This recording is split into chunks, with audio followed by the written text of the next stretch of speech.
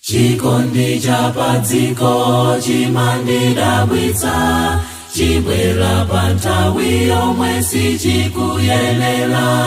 Ndinali wanjala simunandidyetse, ndinali wausiwa simunandiveke. Lelo ndamwalira ndasanduka mfumu, ndidziwa bwanji za ufumu wanga nditafa. Tikondane tili moyo, chikondi cha babale ndithu chipitilire. Mbuye Yesu tandizeni kutsata njira yanu, poti ndinu chikondi.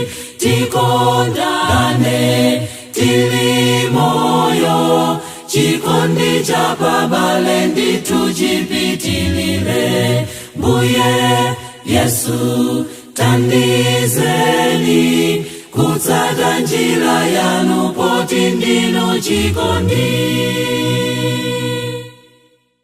Ndilikone pabedi kutata ndifa, ndinafulila tandizo osaliwona.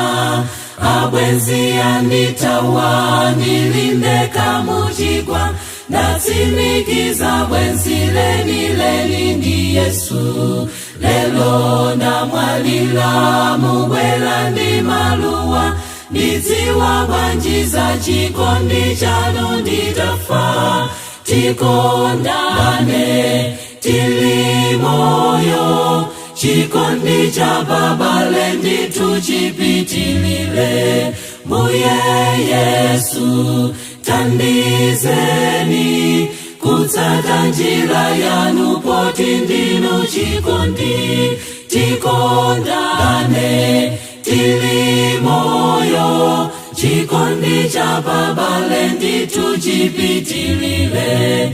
Mbuye Yesu tandizeni kutsata njira yanu, poti ndinu chikondi. Mbuye Yesu tandizeni, udindo wa Chikristu wagona pa chikondi.